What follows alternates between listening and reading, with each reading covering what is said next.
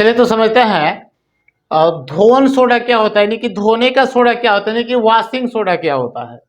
तो सबसे पहले हम जानते हैं कि जो धोवन सोडा होता है इसका रासायनिक नाम जो होता है यह होता है सोडियम कार्बोनेट डेकाहाइड्रेटेड। क्या होता है जी?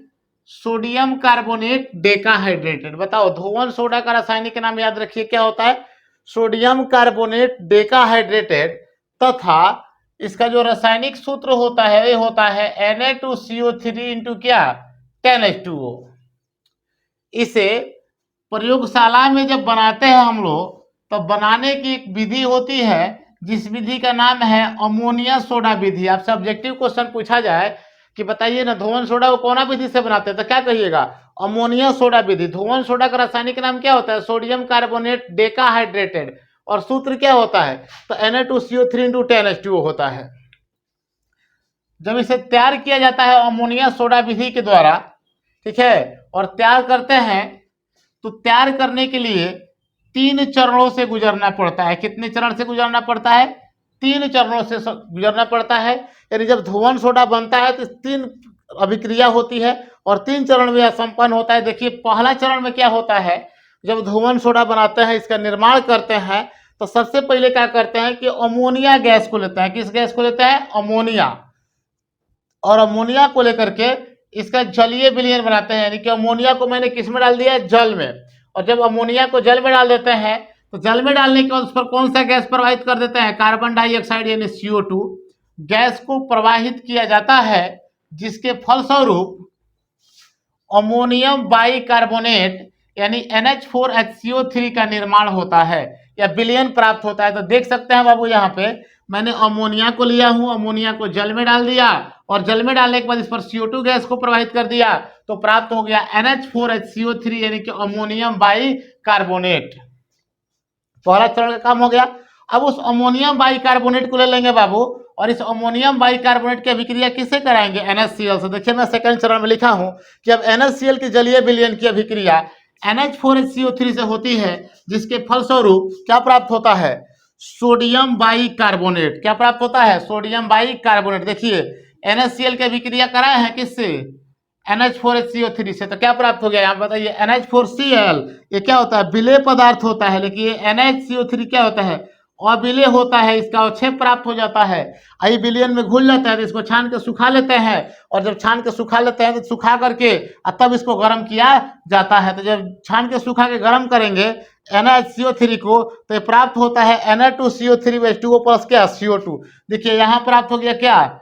आपका Na2CO3 सोडियम कार्बोनेट। और एक काम करते हैं उसके बाद करा देते हैं इसका रवाकरण। क्या करा देते हैं? रवाकरण। तो रवाकरण में क्या होता है कि Na2CO3 के साथ 10 को जल के अणु को जोड़ करके और यहाँ पे बना लेते हैं Na2CO3 इंटू क्या? 10H2O। और बाबू इसी का नाम क्या है? इसी का नाम है धोवन सोडा या इसी को कहते हैं धोबिया सोडा।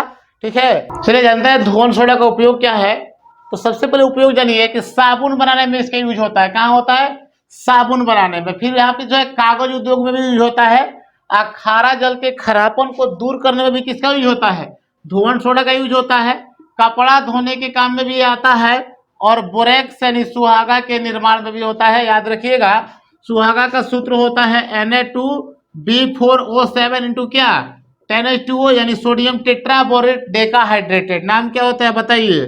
नाम होता है सोडियम टेट्राबोरेट डेकाहाइड्रेटेड। डेकाहाइड्रेटेड। चलिए चलिए समझते हैं प्लास्टर ऑफ पेरिस क्या होता है, नहीं कि पीओपी क्या होता है। तो सबसे पहले हम जानेंगे कि प्लास्टर ऑफ पेरिस का रंग कैसा होता है। तो याद रखिएगा पीओपी जो होता है वो सफेद रंग का होता है। किस रंग का होता है? एक सफेद रंग का जो पदार्थ होता है पीओपी। और इसका जो रासायनिक नाम होता है, रासायनिक नाम होता है कैल्शियम सल्फेट हाइड्रेटेड या कैल्शियम सल्फेट अर्धहाइड्रेटेड भी कह सकते हैं इसको। इसका सूत्र होता है CaSO4 का हल्ट वाइज इंटू H2O या CaSO4 1/2H2O। अब देखिए यहाँ पे सबसे पहले ले जानेंगे कि H2O कब होता है और 1/2H2O कब होता है। देखिए तो इतना समझ गए ना आप लोग कि प्लास्टर ऑफ पेरिस जो होता है एक प्रकार के सफेद रंग का पदार्थ होता है जिसका रासायनिक नाम होता है कैल्शियम सल्फेट हाइड्रेटेड या कैल्शियम सल्फेट अर्ध हाइड्रेटेड। देखिए यहाँ पे सबसे पहले अगर इसके निर्माण की बात करें तो जब जिप्सम को, किसको, जिप्सम को, याद रखिएगा पीओपी को किससे प्राप्त करते हैं, जिप्सम से। जब जिप्सम को 125 डिग्री सेल्सियस पर गर्म कर दिया जाता है तो पीओपी का निर्माण हो जाता है। किसका निर्माण हो जाता है, पीओपी का निर्माण। तो जब जिप्सम को हम गर्म करते हैं 125 डिग्री सेल्सियस पर तो प्राप्त होता है क्या, पीओपी। एक बात और याद रखिएगा कि 125 से ज्यादा ताप पर नहीं गर्म करते हैं, 125 से ज्यादा ताप पर नहीं गर्म करते हैं, क्योंकि 125 से ज्यादा पर जब गर्म करेंगे तो इसमें जो जमने का गुण होता है वो खत्म हो जाएगा धीरे धीरे। देखिए यहाँ पे तो सबसे पहले बताइए कि किसका सूत्र है, CaSO4 × 2H2O जो होता है ना, जिप्सम का सूत्र होता है। और जब ये जिप्समुआ को हीट कर देता है 125 डिग्री सेल्सियस पर तो ये होता है पीओपी। क्या होता है, पीओपी। यही है प्लास्टर ऑफ पेरिस। एक बात ध्यान दीजिए यहाँ पे CaSO4 का गो है, 2 गो है, तो जल का गो है, 1 गो है। CaSO4 के 2 अणु है तो जल का 1 अणु है। जब CaSO4 का 1 अणु होगा तो जल का आधा हो जाएगा। तो यहाँ पे देख सकते हैं, ऐसे भी इतना भी लिख सकते हैं और इतना भी लिख सकते हैं और साथ ही साथ जल भी प्राप्त होता है। तो बताइए आप लोग, जब हम लोग क्या करते हैं, जिप्सम को गर्म कर देते हैं 125 डिग्री सेल्सियस पर तो पीओपी का निर्माण हो जाता है। अब देखिए इसका उपयोग कहाँ होता है, तो मूर्ति देखें आप लोग, मूर्ति को पीओपी से बनाया जाता है या मूर्ति को पेंट करने में पीओपी का यूज किया जाता है। शल्य चिकित्सा, किसी का हाथ वगैरह जब टूट जाता है तो जो पट्टी होता है वो पीओपी से होता है, व्हाइट कलर का जो पट्टी होता है।